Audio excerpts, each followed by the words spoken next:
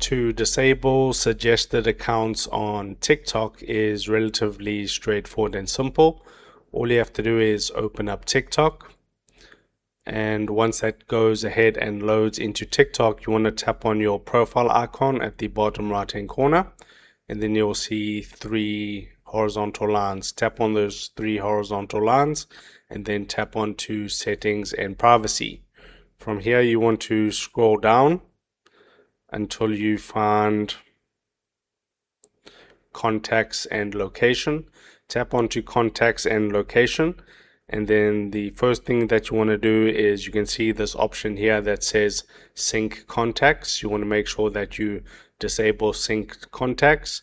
Then scroll down and click where it says sync Facebook friends.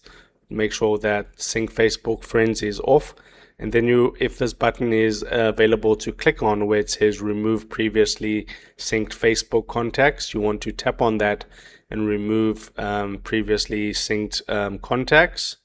And then what you do is you'll also see a remove previously synced contacts there.